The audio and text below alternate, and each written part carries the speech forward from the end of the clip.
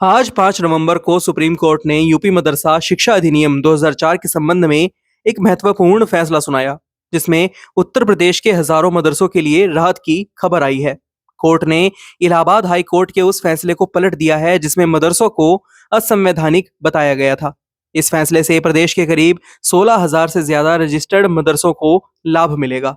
उत्तर प्रदेश मदरसा शिक्षा अधिनियम 2004 को मुलायम सिंह यादव के कार्यकाल में लागू किया गया था, जिसका उद्देश्य था कि सभी रजिस्टर्ड मदरसे सरकार के बनाए नियमों का पालन करें। इसमें 16,000 से अधिक रजिस्टर्ड मदरसों को सरकारी नियमों के अधीन कर दिया गया था, जबकि अन्य 8,000 मदरसों को इस अधिनियम से बाहर रखा गया था।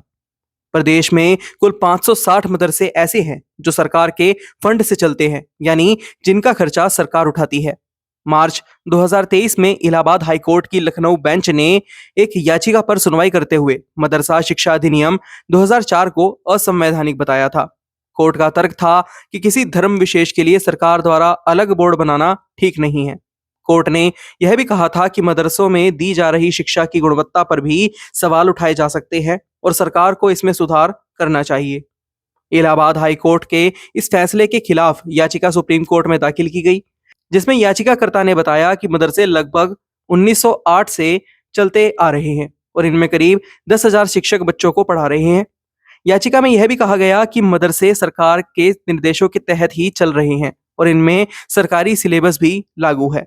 सुप्रीम कोर्ट की 3 जजों की बेंच ने इस मामले पर विचार करते हुए हाई कोर्ट के फैसले को पलट दिया। कोर्ट ने कहा कि किसी भी कानून को केवल संविधान के बुनियादी ढांचे के उल्लंघन का हवाला देकर रद्द नहीं किया जा सकता, जब तक वह सीधे तौर पर मूल अधिकारों का उल्लंघन न कर रहा हो।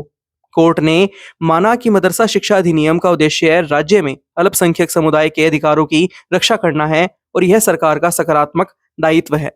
सुप्रीम कोर्ट ने स्पष्ट किया कि सरकार मदरसों में गुणवत्तापूर्ण शिक्षा सुनिश्चित करने के लिए नियम बना सकती है और उन्हें नियंत्रित कर सकती है। हालांकि कोर्ट ने यह भी कहा कि मदरसा बोर्ड फाजिल और कामिल जैसी उच्च स्तर की डिग्रियां नहीं दे सकता, क्योंकि ये यूजीसी अधिनियम के नियमों के खिलाफ है।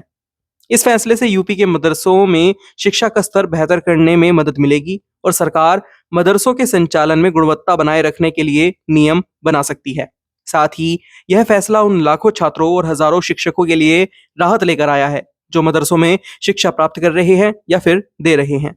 अब मदरसे स्वतंत्र रूप से अपने रोजमर्रा के कार्यों को जारी रख सकते हैं और अल्पसंख्यक समुदाय की धार्मिक शिक्षा और सांस्कृतिक अधिकारों की रक्षा में यह फैसला एक सकारात्मक कदम साबित होगा।